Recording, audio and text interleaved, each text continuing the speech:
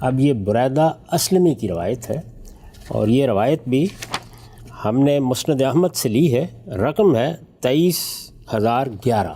اس کا ترجمہ ہے، بریدہ اسلمی رضی اللہ عنہ بیان کرتے ہیں کہ رسول اللہ صلی اللہ علیہ وسلم کسی غزوے سے فتح یاب ہو کر اموال غنیمت کے ساتھ لوٹے تو ایک سیاہ فام لونڈی آپ کی خدمت میں حاضر ہوئی۔ یہاں بھی ایک خاتون ہے، ایک سیاہ فام لونڈی ہے، یہ آپ کی خدمت میں حاضر ہوئی۔ اس نے کہا، یا رسول اللہ، میں نے نظر مانی تھی کہ اللہ آپ کو سلامتی کے ساتھ واپس لے آیا تو آپ بیٹھے ہوں گے اور میں آپ کے آگے دف بجاؤں گی اور گیت گاؤں گی۔ ٹھیک۔ اس عورت نے آ کے یا اس لونڈی نے آ کے رسول اللہ صلی اللہ علیہ وسلم کے سامنے اپنی یہ عرض داشت رکھی۔ رسول اللہ صلی اللہ علیہ وسلم ایک غزوے سے واپس آئے تھے، ظاہر ہے یہ خوشی کا موقع تھا۔ جب آپ تشریف لے گئے ہوں گے تو مسلمانوں کی دعائیں آپ کے ساتھ ہوں گی، لونڈی غلام بھی آپ کے لیے دعا کرتے رہے ہوں گے۔ یہ کہتی ہیں کہ میں نے تو یہ نظر مان لی تھی کہ آپ فتح یاب ہو کے تشریف لائیں گے تو میں اس طرح خوشی کا اظہار کروں گی، اس طرح آپ کا خیر مقدم کروں گی، میں دف بجاؤں گی اور آپ کے سامنے گیت گاؤں گی۔ یہ لفظ عربی زبان میں تو دف تلفظ کیا جاتا ہے، لیکن اردو زبان میں اس کا یہ تلفظ اب رائج ہو چکا ہے، یعنی دف بجاؤں گی اور گیت گاؤں گی۔ آپ نے فرمایا، اگر تم نے نظر مانی تھی تو کر لو ورنہ نہیں۔ اچھا، یعنی رسالت مآب صلی اللہ علیہ وسلم نے یہاں دو باتیں فرمائیں، ایک یہ کہ نظر مانی تھی تو کر لو، دوسری یہ کہ اگر نظر نہیں مانی تھی تو نہ کرو۔ دونوں کو سمجھنا چاہیے نا، یعنی اگر تو نظر مانی تھی اور کر لو، یہ کسی ناجائز کام کے بارے میں ہے تو یہ تو کسی طرح ہو ہی نہیں سکتا۔ کسی حرام کام کے بارے میں ہے، کسی مکروہ کام کے بارے میں ہے، پیغمبر کسی طرح بھی اس کی اجازت نہیں دیں گے، اپنی موجودگی میں اجازت نہیں دیں گے۔ پہلی بات یہ آپ یہ فرماتے کہ کسی ناجائز یا حرام کام کی نظر نہیں مانی جا سکتی، یہ تمہیں کسی حال میں بھی نہیں کرنا چاہیے۔ یعنی یہ نہیں ہو سکتا کہ میں ایک غلط کام کی نظر مان لوں، میں کسی ممنوع کام کی نظر مان لوں اور پھر اس کے بعد محض اس لیے مجھے کرنے دیا جائے کہ میں نے نظر مانی تھی، اچھا، مجھے روکا جائے گا۔ یہی دین کا تقاضا ہے۔ رسالت مآب صلی اللہ علیہ وسلم نے تو بعض موقعوں پر ان نظروں کو پورا کرنے سے بھی روکا ہے جن میں کسی شخص نے کوئی غیر معمولی مشقت اپنے ذمے لے لی۔ اچھا، یعنی میں پیدل حج کروں گا، میں گرمی کے موسم میں کپڑے نہیں پہنوں گا، اس طرح کی نظریں بھی نہیں ماننی چاہیے۔ یعنی یہ میں نے چند مثالیں آپ کے سامنے رکھی۔ تو یہاں آپ نے کیا فرمایا؟ پہلی بات یہ فرمائی کہ اگر نظر مانیے تو کر لو۔ اس کا مطلب یہ ہے کہ یہ کام فی نفس سے ہی بالکل مباح ہے، اپنی ذات میں بالکل جائز ہے، اس میں کوئی چیز ممنوع نہیں ہے، اس لیے نظر مانیے تو کر لو۔ اب سوال یہ ہے کہ یہ کیوں فرمایا کہ اگر نظر نہیں مانی تو نہ کرو؟ اس کی میں نے وضاحت کی ہے۔ میں نے یہ لکھا ہے کہ اس نہیں کا مطلب یہ ہے کہ میں اپنی شخصیت کے لحاظ سے اس کو موضوع نہیں سمجھتا کہ فتح کی خوشی میں اس طرح میرے سامنے شادیانے بجائے جائیں۔ ٹھیک، یعنی چیزوں کے دو پہلو ہوتے ہیں نا۔ میں نے یہ روایتیں جب تصویر کے معاملے میں دیکھیں تو اس میں بھی دونوں ہی پہلو سامنے آ گئے۔ یعنی ایک پہلو وہ تھا کہ جس میں رسالت مآب صلی اللہ علیہ وسلم نے ان تصویروں کی ممانعت کی جو شرک کا ذریعہ بنتی تھی، اور دوسرے کسی موقع پر محض کوئی پردہ اس لیے ہٹانے کے لیے کہہ دیا کہ آپ اپنے ہاں بعض زینتوں کا اظہار پسند نہیں کرتے تھے۔ درست۔ تو دونوں کو الگ الگ پہلوؤں سے دیکھنا چاہیے۔ یعنی دین میں اگر تفقہ اور بصیرت ہو تو پھر آدمی یہ دیکھتا ہے کہ کون سی بات کس موقع پر کہاں کہی گئی ہے۔ یہاں ظاہر ہے کہ اس نہیں کا یہ مطلب تو ہو ہی نہیں سکتا کہ یہ کوئی ناجائز کام ہے، یہ کوئی ممنوع کام ہے، یہ دین میں کرنا صحیح نہیں ہے، اس کی کراہت بیان کرنا پیش نظر ہے، یہ تو اس نہیں کا مطلب ہو ہی نہیں سکتا، اس لیے کہ پہلے آپ نے اس کی اجازت دے دی ہے، تم نے نظر مانی تھی تو کر لو۔ اب کوئی دوسرا پہلو ہے جس پر یہ نہیں کہا گیا ہے، تو اس لیے یہ ضروری ہے کہ اس موقع پر اس کو سمجھا جائے۔ وہ دوسرا پہلو ظاہر ہے یہی ہو سکتا ہے کہ جب رسالت مآب صلی اللہ علیہ وسلم ایک غزوے سے تشریف لائیں گے، فتح کا موقع ہوگا، خوشی کا موقع ہوگا، مسرت کا موقع ہوگا، تو ایک پیغمبر کی حیثیت سے آپ تو یہی پسند فرمائیں گے نا کہ تسبیح ہو، تہلیل ہو، اللہ کا شکر ہو، نماز پڑھی جائے۔ یہ تو نہیں پسند فرمائیں گے نا کہ اس طرح کے موقعوں کے اوپر آپ کے لیے شادیانے بجائے جائیں۔ تو یہ ایک دوسرا پہلو ہے جس پر یہ نہیں کا لفظ آیا ہے۔ اس نہیں کا مطلب یہ ہے کہ میں اپنی شخصیت کے لحاظ سے اس کو موضوع نہیں سمجھتا کہ فتح کی خوشی میں اس طرح میرے سامنے شادیانے بجائے جائیں، لیکن تم نے نظر مانی ہے تو کر لو، اس لیے یہ کوئی ناجائز کام بھی نہیں ہے۔ اچھا، یعنی یہ پوری بات اب واضح ہو جاتی ہے کہ کیوں فرمایا کہ کر لو اور کیوں فرمایا کہ نہیں۔ اس نے عرض کیا جی میں نے واقعی نظر مانی تھی، روایت آ گئی ابھی، روایت آگے بڑھتی ہے۔ اس نے عرض کیا جی میں نے واقعی نظر مانی تھی۔ بریدہ کہتے ہیں کہ اس کے بعد رسول اللہ صلی اللہ علیہ وسلم بیٹھ گئے اور اس نے دف بجانا شروع کیا۔ اچھا، اس دوران میں صدیق رضی اللہ عنہ بھی وہاں آئے اور بعض دوسرے لوگ بھی، اور وہ دف بجاتی رہی۔ یعنی رسول اللہ صلی اللہ علیہ وسلم نے اس نے اجازت مانگی، دف بجانا شروع کر دی۔ سیدنا صدیق آئے، وہ دف بجاتی رہی۔ رسالت مآب صلی اللہ علیہ وسلم بھی وہاں بیٹھے رہے، صدیق رضی اللہ عنہ بھی وہاں بیٹھ گئے، بعض دوسرے اصحاب بھی آئے۔ آنے کی وجہ بھی واضح ہوتی ہے کیونکہ رسالت مآب صلی اللہ علیہ وسلم ایک غزوے سے تشریف لائے تھے، فتح یاب ہو کر تشریف لائے تھے، تو ظاہر ہے کہ باقی لوگ بھی اسی مقصد سے آ رہے ہوں گے۔ تو صدیق آئے، وہ بھی بیٹھ گئے، دوسرے لوگ بھی آئے، وہ دف بجاتی رہی۔ لیکن پھر عمر رضی اللہ عنہ داخل ہوئے۔ اچھا، بریدہ رضی اللہ عنہ کا بیان ہے کہ وہ لونڈی چادر اوڑھے ہوئے تھی، اس نے دیکھا، یعنی سیدنا عمر کو دیکھا، اس نے انہیں دیکھا تو دف کو اپنے پیچھے چھپا لیا۔ عجیب، اچھا۔ رسول اللہ صلی اللہ علیہ وسلم نے یہ دیکھ کر فرمایا عمر شیطان تم ہی سے ڈرتا ہے۔ اچھا، ابھی دیکھیے پہلی چیز کیا ہے، اس نے دف کو اپنے پیچھے چھپا لیا۔ اس پر میں نے وضاحت کی ہے، اس سے واضح ہے کہ مدینے کی لونڈیاں بھی سیدنا عمر رضی اللہ عنہ کی اس سختی سے واقف تھیں جو برائی یا برائی کی طرف لے جانے والی چیزوں کے بارے میں ان کی طبیعت میں پائی جاتی تھی۔ ایک چیز یہ ہے کہ برائی کے بارے میں ایک رویہ ہوتا ہے کہ یہ ایسی چیز نہیں ہے، اس کو نظر انداز کیا جا سکتا ہے، اس کو بعض ان لوگوں کے ہاں جو ذرا ایمان میں ضعیف ہیں گوارا کیا جا سکتا ہے۔ ایک چیز یہ ہے کہ آپ سختی برتتے ہیں اور ہر موقع کے اوپر چھوٹی سے چھوٹی چیز کو بھی گوارا کرنے کے لیے تیار نہیں ہوتے۔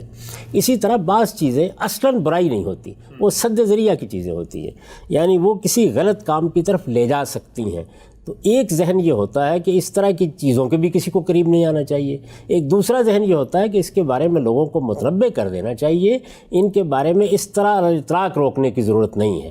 تو سیدنا عمر کے ہاں ان دونوں معاملات میں، یعنی چھوٹی سے چھوٹی برائی کے بارے میں بھی اور سد ذریعہ کی چیزوں کے بارے میں ایک طبعی سختی پائی جاتی تھی، اور یہ بھی ایک طبیعت کا پہلو ہے جو بعض موقعوں پر بہت خوبی اپنے اندر لیے ہوئے ہوتا ہے۔ تو سیدنا عمر کو اس نے دیکھا تو میں نے اس پر لکھا ہے کہ لونڈیاں بھی جانتی تھیں کہ ان کی طبیعت میں اور سیدنا صدیق کی طبیعت میں، ان کی طبیعت میں اور خود رسالت مآب صلی اللہ علیہ وسلم کی طبیعت میں کیا فرق ہے۔ یعنی یہاں دین زیر بحث نہیں ہے، دین کے معاملے میں یا کسی اخلاقی پہلو سے کسی چیز کے معاملے میں یا کسی تدبیر کے معاملے میں آپ کا رویہ کیا ہے، آپ اس میں سختی کے پہلو کو پیش نظر رکھتے ہیں یا آپ اس کو اس کے صحیح مقام پر رکھ کر اس کے بارے میں معاملہ کرتے ہیں۔ تو ان کی طبیعت میں یک گنا سختی پائی جاتی تھی، یہ واقف تھی، تو اس لیے اس نے کیا کیا، دف کو اپنے پیچھے چھپا لیا۔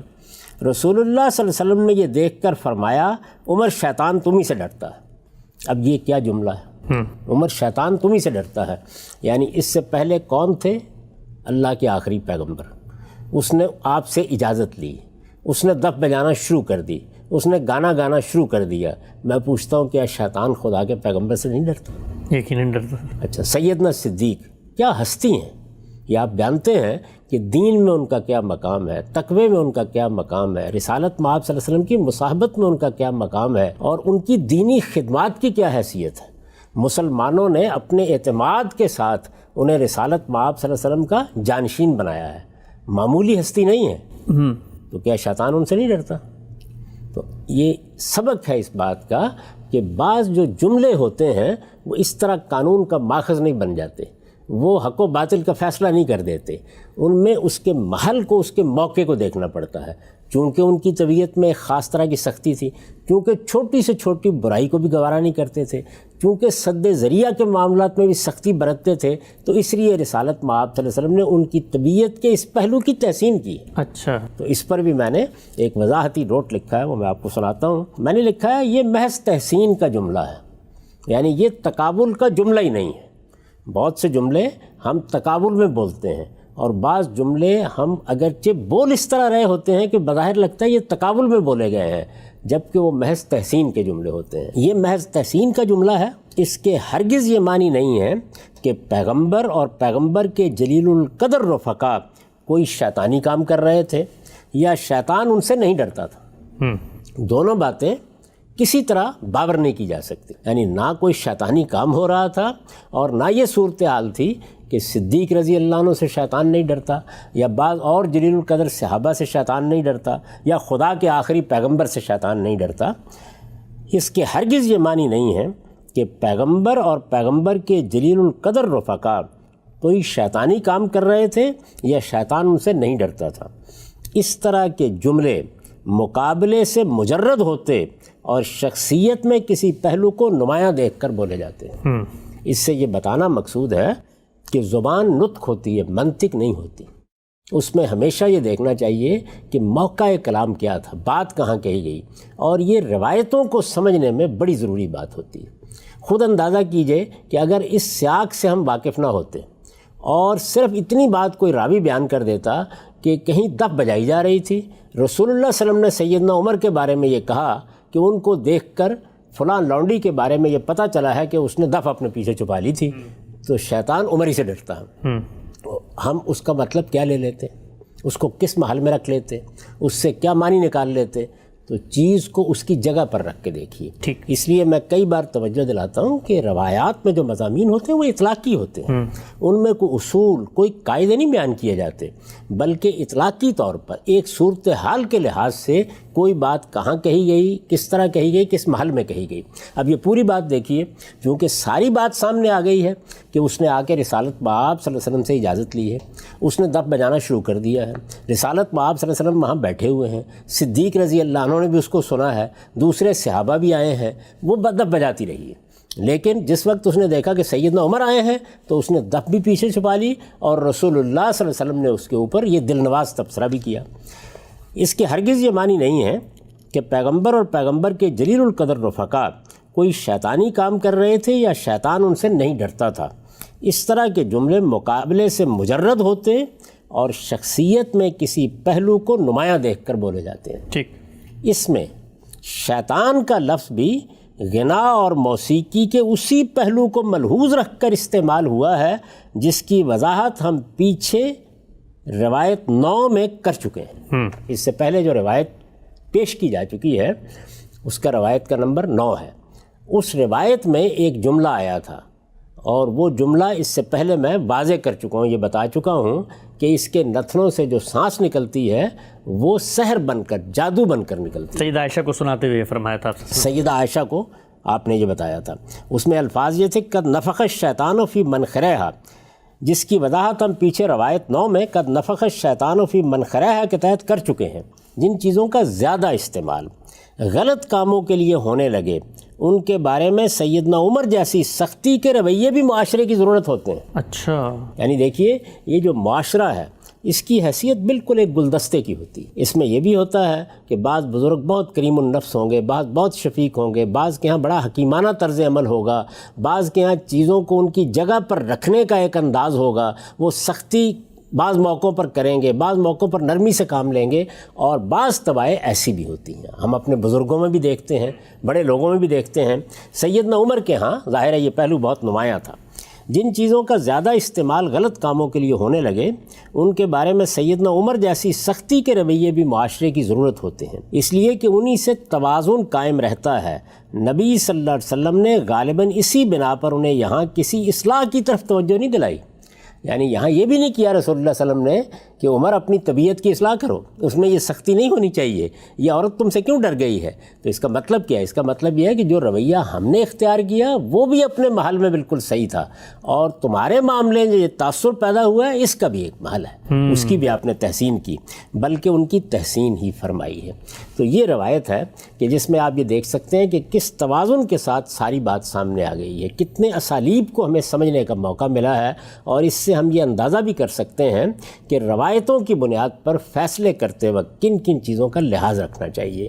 یہ دیکھنا چاہیے کہ اس میں طبیعت کا کوئی پہلو زیر بحث ہے، موقع کی کوئی چیز زیر بحث ہے، کسی پس منظر میں بات کی گئی ہے، ان کے بغیر ان کو علی الاطلاق کسی معنی میں لے کر ان سے حرمتوں کا اس بات کرنا یہ کسی طرح بھی صحیح نہیں. ٹھیک، ہم سبھی جو آپ نے روایت بیان فرمائی اور بہت تفصیلی اس کی وضاحت بھی کی، ایک ایک نقطے کی، اور بہت کچھ سمجھنے کا موقع ملا کہ کس موقع پہ کیا بات کس پس منظر میں کہی جائے تو اس کو کیسے سمجھا جاتا ہے. اور موسیقی کے بارے میں بھی بھی واضح ہوتا ہے. اگر حرام ہوتی تو آپ صلی اللہ علیہ وسلم کیوں جو ہے اس موقع پہ ان کو اجازت دیتے. میں ایک اور زاویہ نظر آپ کے سامنے رکھنا چاہتا ہوں کہ اسی روایت سے کچھ لوگ کچھ اور نتیجہ بھی نکالتے ہیں. اس پر آپ کا نقطہ نظر کیا ہے؟